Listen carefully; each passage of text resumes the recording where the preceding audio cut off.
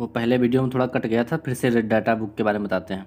Red data book जो है IUCN द्वारा 1963 से जारी विलुप्त प्राय असुरक्षित एवं दुर्लभ जीवों तथा पादपों से संबंधित पुस्तक है। ओके, इसमें क्रांतिक रूप से संकटापन्न जीवों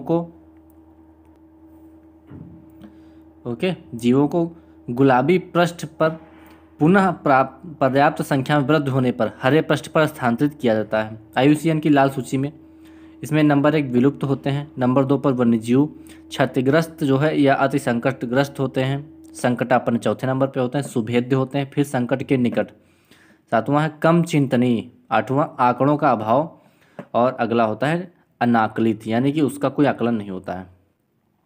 कुछ प्रमुख विलुप्त प्रजातियां तो मैथन, डोडो पक्षी आपका इंडोनेशिया और ऑस्ट्रेलिया में पाया जाता था। इसको वहाँ के लोग मार मार के खा गए। डायनासोर को जानते हैं, बहुत पहले हुए थे।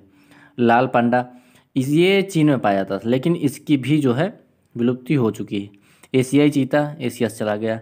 गुलाबी मस्तक वाली बतख ये भी चली गई। ओके, गंगा डॉल्फिन, इसको सुसु कहते हैं। वैज्ञानिक नाम प्लेटोनिस्टा गंगेटिका। यह मछली नहीं वरन स्तनधारी जीव है। ओके,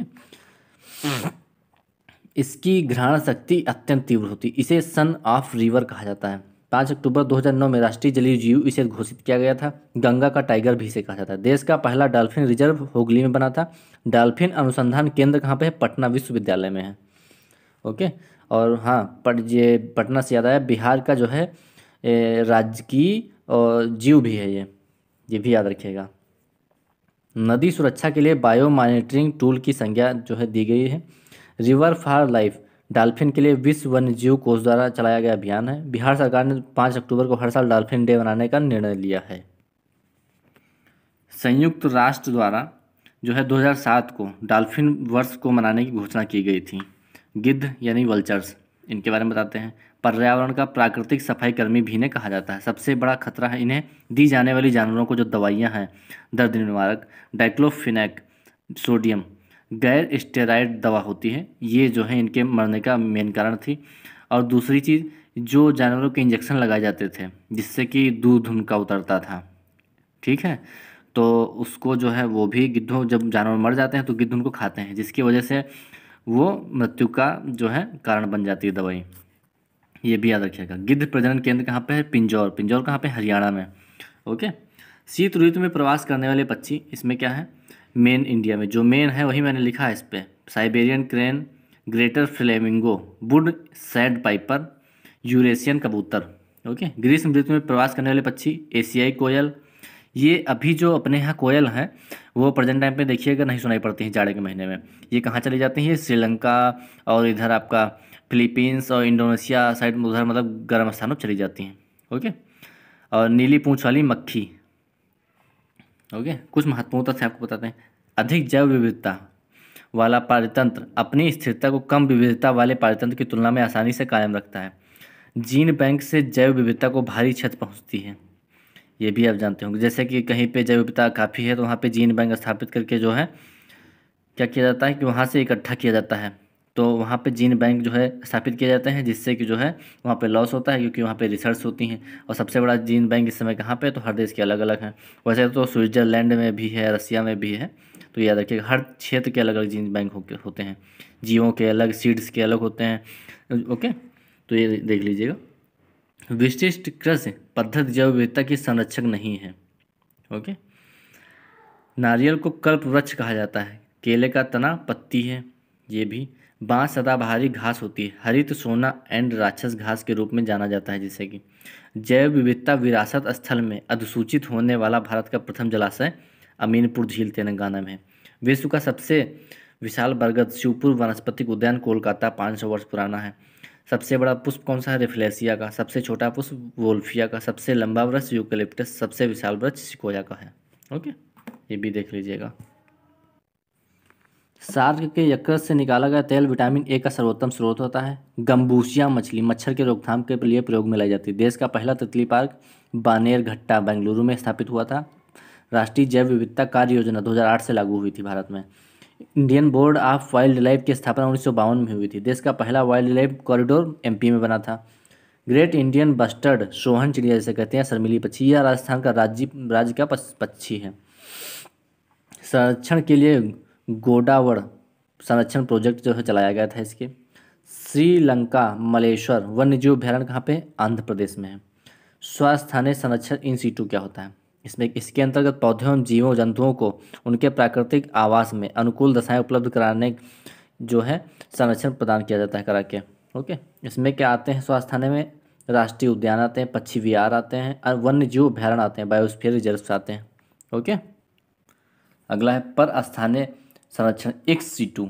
इसके अंतर्गत संकटग्रस्त जातियों को उनके मौलिक प्राकृतिक आवास से हटाकर अन्यत्र अनुकूलित दशाओं वाले कृत्रिम आवास में संरक्षित किया जाता है। इसमें क्या आते हैं, प्राणी उद्यान आते हैं, एक्वेरियम आते हैं, वन्य जीव सफारी आती हैं। जैसे कि अभी आपको फॉर एग्जांपल बताते हैं, अखिलेश यादव ने जो है ये आपका लायन सफारी बनवाई थी अपने वहाँ पे, कहाँ पे, इटावा में। तो वो वन्य जीव सफारी जो है इसके अंतर्गत आता है।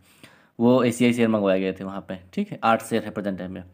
अगला है राष्ट्रीय उद्यान क्या होते हैं, इनका सीमांकन किसी पारितंत्र के विशेष पशु पक्षियों तथा पेड़ पौधों को संरक्षण देने के लिए किया जाता है। इनमें सीमाओं का निर्धारण कैसे होता है, विधायिका का द्वारा होता है। इसके बफर जोन में मानव हस्तक्षेप कर सकता है, पर्यटन की अनुमति होती है लेकिन आखेट की नहीं। ओके, स्थापना वन्यजीव संरक्षण अधिनियम की स्थापना 1972 के तहत हुई थी। उद्देश्य इसका क्या था, वन्य जीवों के मानव हस्तक्षेप से मुक्त सुरक्षित आवास उपलब्ध कराना। वन्य जीव अभ्यारण्य क्या होते हैं, वाइल्ड लाइफ सेंचुरीज। तो ये सीमांकन किसी विशेष पशु पक्षी को संरक्षण देने के लिए इसका जो है वो किया गया था। तो इनकी सीमाओं में परिवर्तन एवं संशोधन नहीं किया जा सकता है। अनुमति के साथ मानव सीमित रूप से हस्तक्षेप कर सकता है, जैसे कि लकड़ी काट सकता है, मछलियों एवं चिड़ियों का लाइसेंस लेकर शिकार कर सकता है। सीमित पर्यटन की अनुमति होती है इसमें। ओके, शोध कार्य की सुविधाएं उपलब्ध नहीं होती हैं इस पर। अगला है जीव मंडल आगार बायोस्फीयर रिजर्व। ओके, सीमांकन जो इसका होता है अंतर्राष्ट्रीय नियमों के आधार पर होता है। ओके, सीमाओं का निर्धारण विधि प्रक्रियाओं द्वारा ही होता है। एक से अधिक पारितंत्र इसमें हो सकते हैं। जैविक सांस्कृतिक प्राकृतिक स्थल जो है आकृतियों को संरक्षण से मिलता है। बायोस्फीयर रिजर्व की संकल्पना का उद्देश्य या मतलब उद्भव यूनेस्को के 1971 के मनुष्य व जीवमंडल MAB कार्यक्रम के अंतर्गत हुआ था। भारत में 1986 से प्रारंभ हुआ। वर्तमान में कुल 18 बायोस्फीयर रिजर्व हैं, मतलब कि ये पुराना हो गया, जबकि इस समय बायोस्फीयर रिजर्व जो हो गए हैं हमें लग रहा करीब हो गए हैं 40-42 हो गए हैं, 40-42 हो गए प्रेजेंट टाइम का। भारत का पहला बायोस्फीयर रिजर्व कौन सा था, नीलगिरी। ये आपका जो है 1986 का था। क्षेत्रफल की दृष्टि से सबसे बड़ा कच्छ का रण है। यहाँ पे क्या पाया जाता है, जो जंगली गधे हैं उनके लिए सबसे प्रसिद्ध। सबसे छोटा डिब्रू सैखोवा है।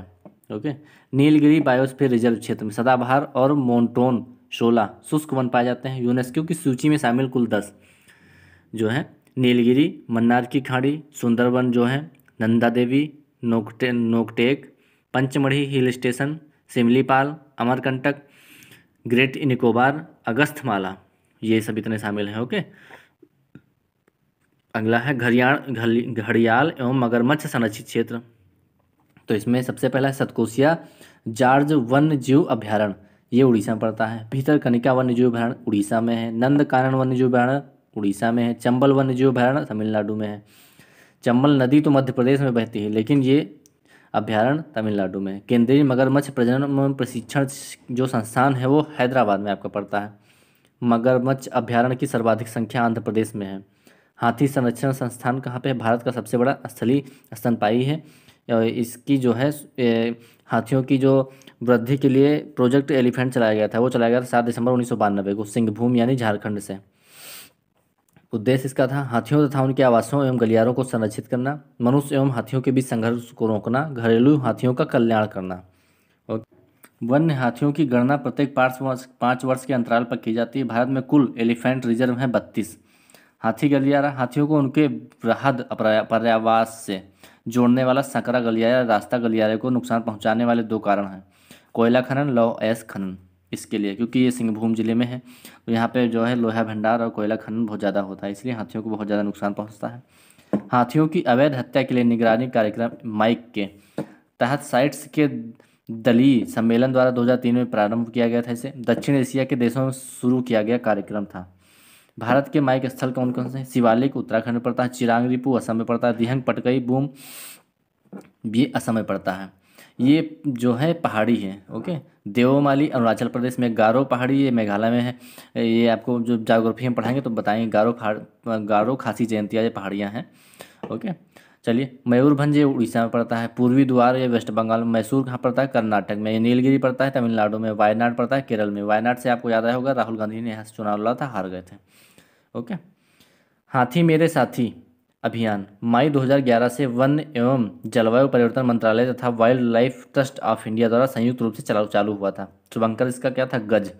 गिद्ध संरक्षण परियोजना बॉम्बे नेचुरल सोसाइटी तथा हरियाणा वन विभाग के बीच समझौते के परिणाम स्वरूप 2006 से आरंभ हुआ था। संरक्षण के लिए जो सेव कार्यक्रम चलाया गया था। ओके, इसके तहत पशुओं को दी जाने वाली दवा डेक्लोफेनेक को प्रतिबंधित किया गया था, जिसके रूप में विकल्प भी दिया गया था कि मेलोक्सिकम का प्रयोग किया जाए, वही दर्द निवारक। देश का पहला गिद्ध प्रजनन केंद्र धर्मपुर असम में बना था। इनकी कम होती संख्या को पहली बार केवलादेव राष्ट्रीय उद्यान में आकलित किया गया था। हांगुल परियोजना रेनडियर इस प्रजाति का हिरण केवल दाची ग्राम राष्ट्रीय उद्यान जम्मू कश्मीर में रहते हैं। ओके, लाल पांडा पूर्वी हिमालय क्षेत्र में पाया जाने वाला ये जीव है और अरुणाचल में इसे कैट बियर कहा जाता है। ओके, संरक्षण के लिए 1996 में पद्मजा नायडू हिमालय पार्क की स्थापना WWF के सहयोग से हुई थी। गैंडा परियोजना 1987 में लागू हुई थी। एक सींग वाले गैंडों के लिए केवल भारत में ये गैंडे पाए जाते हैं, वो भी कहाँ पे? असम के काजीरंगा में। ओके, गैंडों के लिए प्रसिद्ध अभ्यारण्य मानस अभ्यारण्य असम में है, काजीरंगा असम में है और जलदापारा अभ्यारण्य वेस्ट बंगाल में है। ओके, भारत राइनो विजन 2020 के उद्देश्य 2020 तक गैंडों की संख्या 3000 तक करना है इसका है। गैंडों को 7 संरक्षित क्षेत्रों में वितरित करना है। पहला स्थल मानस बायोस्फीयर रिजर्व रहेगा। प्रोजेक्ट हिम तेंदुआ 2009 में शुरू हुआ था। यह उच्च हिमालयी क्षेत्रों में पाए जाते हैं। उद्देश्य इसका क्या था? उनके आवासों को संरक्षित करना। कस्तूरी मृग परियोजना IUCN की मदद से 1970 में शुरू हुई थी। प्रसिद्ध अभ्यारण्य केदारनाथ अभ्यारण्य उत्तराखंड से प्रारंभ हुआ था। ठीक है, सिकरी देवी अभ्यारण्य हिमाचल प्रदेश में, बद्रीनाथ अभ्यारण्य उत्तराखंड में। कस्तूरी के नर मृग से मिथाइल ट्राइक्लोरो पेंटाडेकेनाल जो है प्राप्त किया जाता है।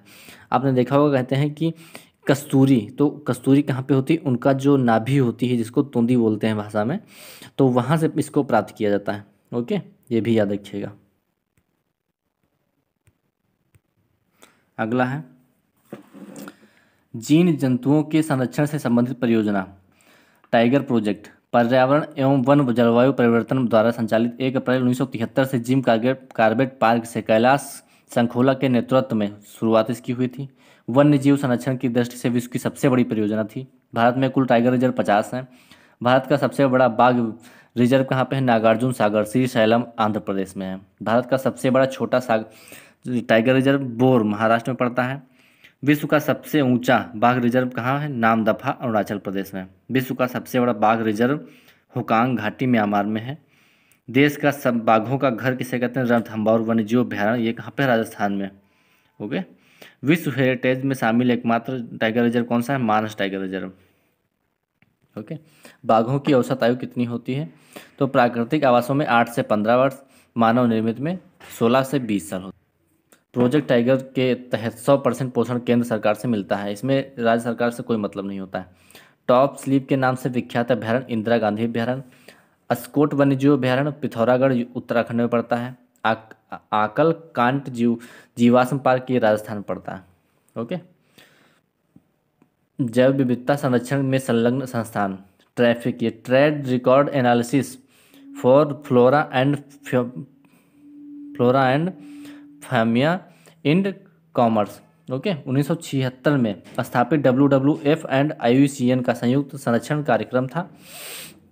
उद्देश्य इसका क्या था? महत्वपूर्ण पशुओं एवं पादपों के लिए हिस्सों को संरक्षित करना। यह वैश्विक नेटवर्क है जो कि वन्यजीव तथा पौधों के व्यापार तथा निगरानी रखता है। इसमें विश्व का सबसे बड़ा नेटवर्क है। ओके, ट्रैफिक 2020 के लक्ष्य जो हैं जैव विविधता के जो व्यापार से जुड़े आसार हैं या अवसर हैं तो उसको कम करना है।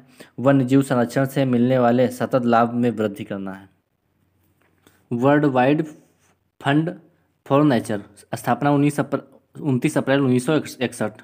ओके, इसका पूर्ण नाम है विश्व वन्य जीव कोष, वर्ल्ड वाइल्ड लाइफ फंड।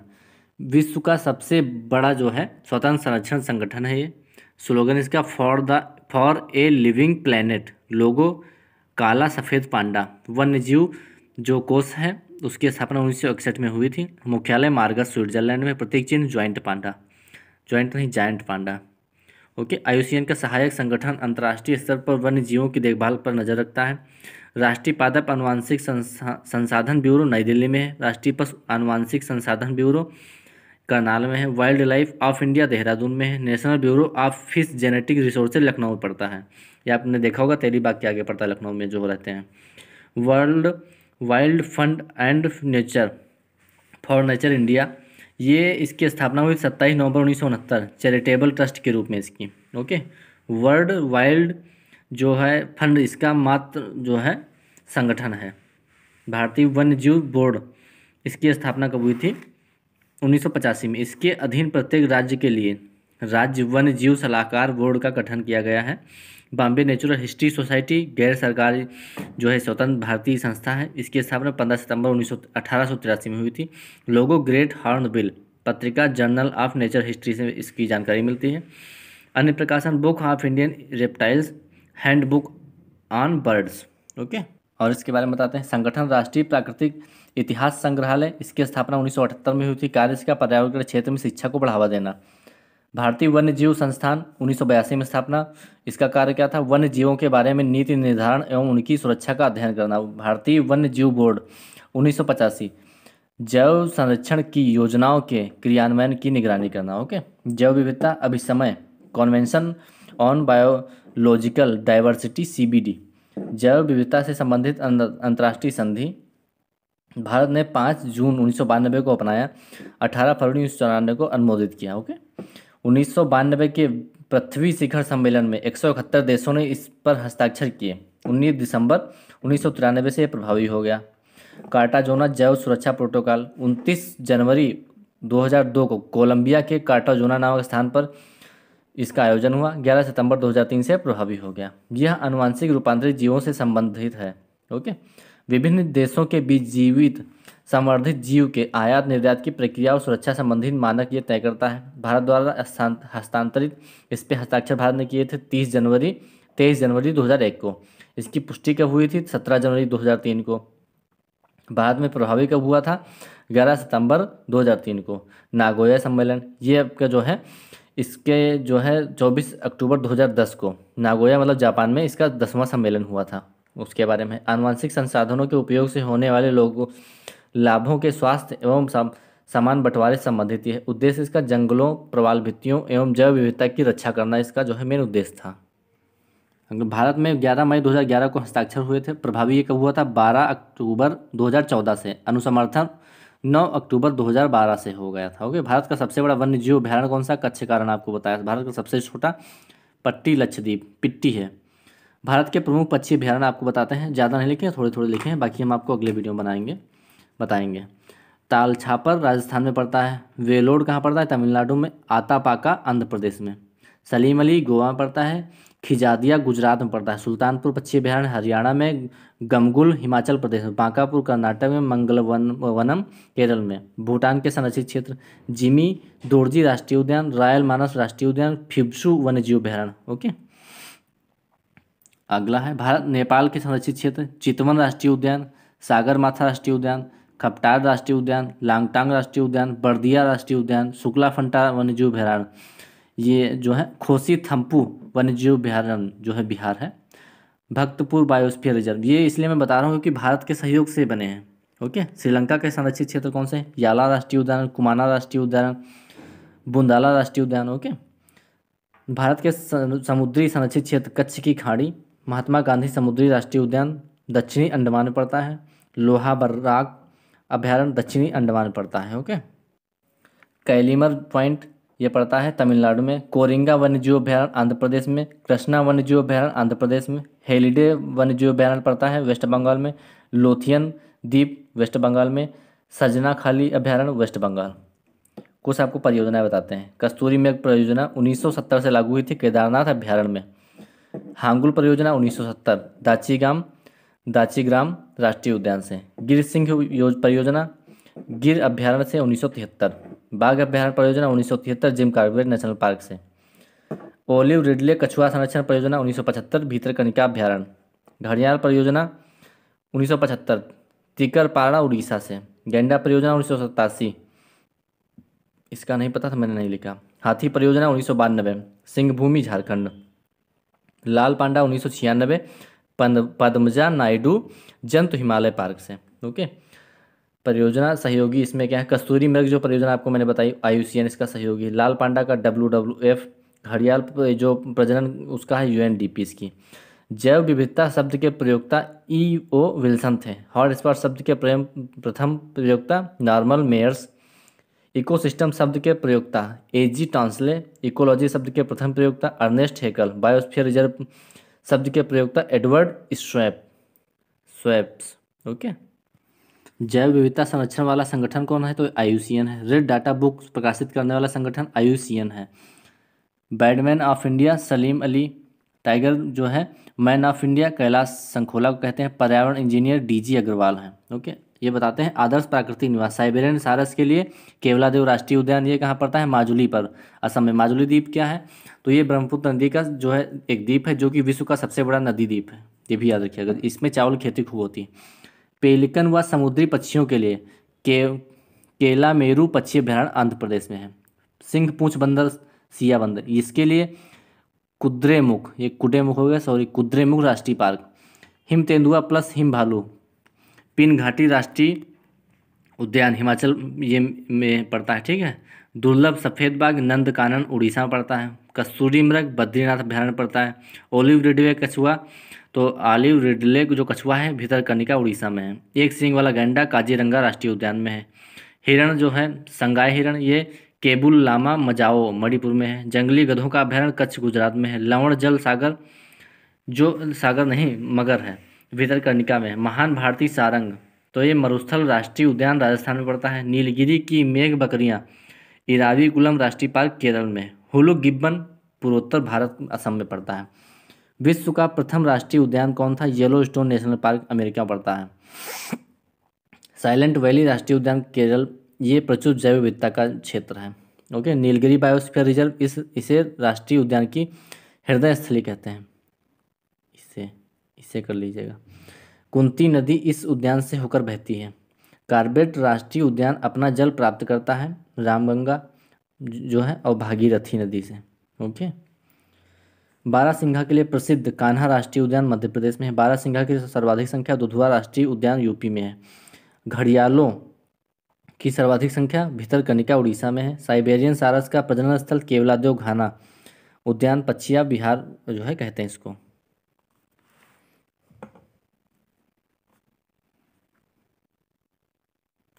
एशियाई शेरों का पुनर्वेशन स्थल कहाँ पे है, कूनो वन्यजीव अभ्यारण्य मध्य प्रदेश। मरीन राष्ट्रीय उद्यान अंडमान निकोबार में है। सर्वाधिक राष्ट्रीय उद्यानों वाले राज्य कौन से, मध्य प्रदेश एंड आंध्र प्रदेश, अंडमान और निकोबार। ओके, तो आज का वीडियो यहीं पे समाप्त करते हैं। फिर से अगले वीडियो मिलते हैं इन्वायरमेंट साइंस में।